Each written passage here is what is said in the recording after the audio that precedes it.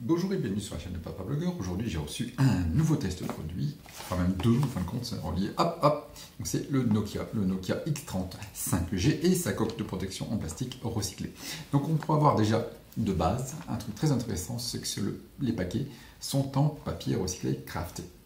Ça change pas mal de choses parce qu'en fin de compte, justement, ce petit Nokia là, donc un milieu de gamme qui est environ à 499 € selon les magasins, est un téléphone éco-responsable. Donc pourquoi éco-responsable? Parce qu'il est en partie construit avec des matériaux recyclés. Donc 100% de sa coque en aluminium est recyclée et 65% des plastiques de la coque sont aussi recyclés. Donc outre cela, Nokia avance une garantie de 3 ans. 3 ans pourquoi? Parce que c'est pour éviter de jeter votre téléphone qui ne marche plus à la place de ça. Donc à la place, il suffit d'aller le renvoyer pour le faire réparer en cas de panne. Et même encore pour aller plus loin, justement sur la durabilité du téléphone, pour éviter de le changer à tout bout de champ, la vitre de protection, donc c'est une Gorilla classe Victus, donc franchement très résistante au niveau des rayures et des chocs. Mais en plus de cela, le téléphone a une protection contre l'humidité de IP67 et aussi une protection à la poussière IP6. Qu'est-ce que cela veut dire? Simplement que votre téléphone est étanche jusqu'à 1 mètre de profondeur, c'est-à-dire que vous allez aux toilettes, vous faites tomber, vous allez à la mer, vous faites tomber, vous allez à la piscine, vous faites tomber, et ben pas de problème. Enfin, jusqu'à 1 mètre, bien sûr. Si vous faites tomber d'en haut d'un bateau, ça c'est autre chose. Donc voilà, donc maintenant, on va passer à la partie unboxing et enfin la partie test de ce produit. Donc voilà, donc ici on a les deux produits. Donc on a la coque, on va ouvrir tout de suite, on va commencer.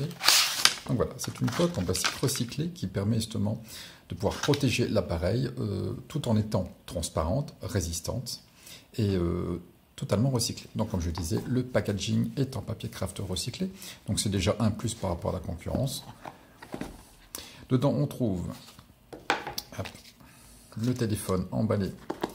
Je vais le sortir ici. On trouve aussi tout plein de notices.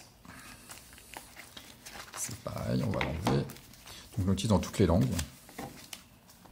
Et enfin le petit bitonio. Là ça va servir pour pouvoir mettre la carte SIM dedans, la carte mémoire, etc. comme d'habitude. Et enfin, on a un petit compartiment ici avec un câble USB-C.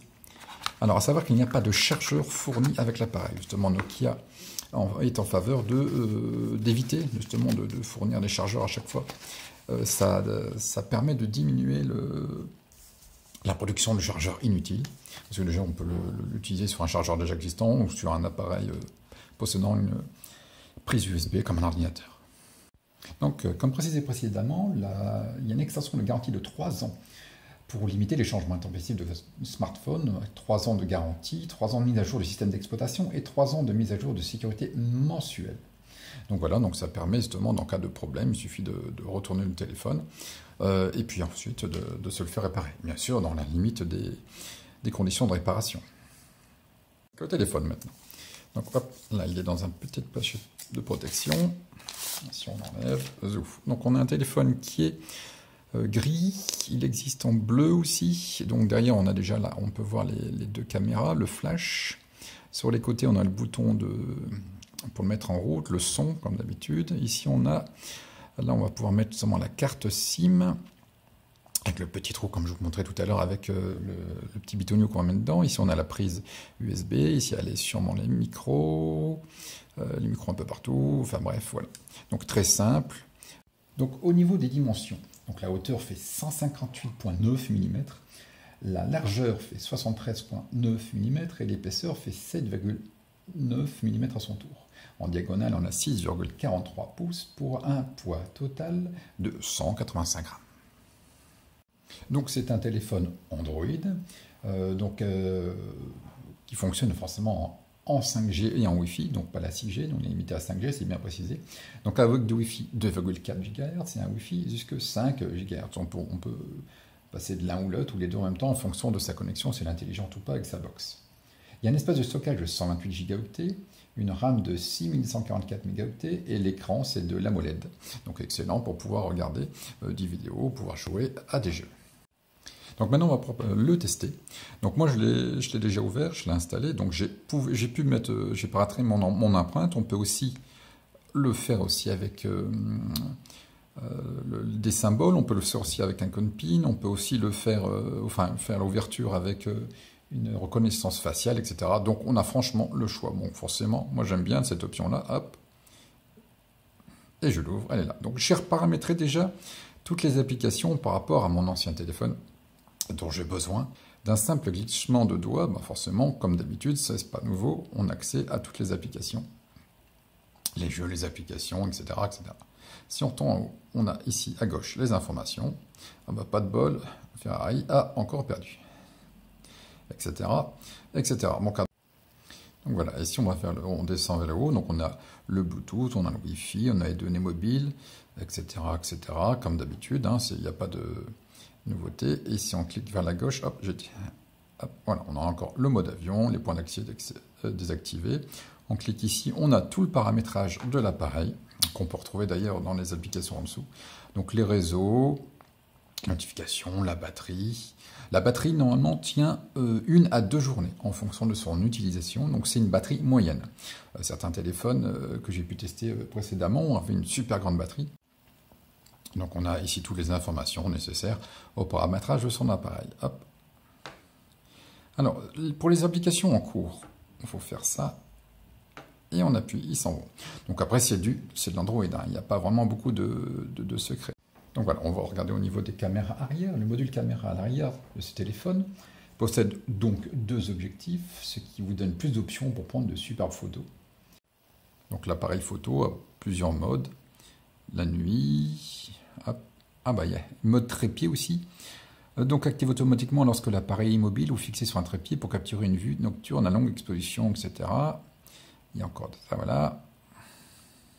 Vision sombre, oui, donc là est activé, ok. Là, je découvre comme vous, hein, j'ai pas encore été sur le numéro au niveau des photos.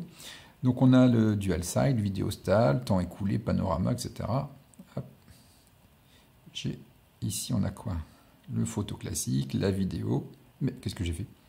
La vidéo, donc j'ai pas fait de test, et le cinéma. Le cinéma, il prend en charge que le mode paysage, là justement si je le mets, il va faire, voilà, il va me dire penche l'appareil. Donc ça c'est mon doigt qui est en dessous forcément. Alors, la vidéo, ah mais c'est pas encore pareil, le cinéma c'est plus grand, tiens. Il prend un super grand angle, c'est pas mal. La vidéo, la photo, ça réduit. Donc il a un écran super résistant. On peut mettre, hop, si je le mets derrière, la coque en plastique pour protéger. D'un simple clic, c'est terminé. Hop, elle est là. Donc ça protège de ce côté-là. En plus, elle est transparente, ce qui permet de garder le design du téléphone de manière très jolie. Elle n'est pas trop épaisse, mais protège. Donc de face avec l'écran et derrière avec la coque en plastique. Donc il existe aussi sur le marché des coques que vous pouvez racheter, des coques rabattables, etc. C'est selon ses goûts. Ensuite, pour tout ce qui est détails techniques et caractéristiques techniques de l'appareil, vous pouvez vous rendre en description de la vidéo sur mon article sur mon blog papablogger.fr. Donc vous aurez tout le détail de l'appareil. Donc voilà, bon, pour conclure avec l'appareil, donc c'est un appareil de taille standard, il est juste un peu plus grand que mon très vieux téléphone qui date de 2017, c'est un Sony Xperia XZ1, donc il est vraiment temps que je change. Donc je rappelle qu'il est garanti 3 ans, qu'il est en partie, ses pièces sont en partie recyclées, donc c'est quand même le gros avantage. Ce qu'on pourrait dire en défaut pour l'instant, parce que je ne l'ai pas encore utilisé longtemps, c'est la batterie, c'est ce qu'il disait, c'est une batterie moyenne par rapport à peut-être à la concurrence qui vont faire une batterie plus grande. Mais sinon, pour un rapport qualité-prix, tout ce qu'il peut offrir est vraiment très sympa, quoi. Donc moi forcément, je vais m'en servir pas maintenant pour remplacer mon vieux téléphone. Ah oui, donc encore une chose, Nokia propose une application qui s'appelle GoPro Quick. Elle permet de pouvoir capturer, éditer ou partager des vidéos à partir de son téléphone. Donc c'est une vidéo pour intégrer c'est un logiciel pour une application pour pouvoir créer ces vidéos et retoucher ces photos vidéo. Si vous avez aimé le test de ce téléphone Nokia X35G éco-responsable, n'hésitez pas à commenter la vidéo, à la partager, vous abonner à ma chaîne. Merci.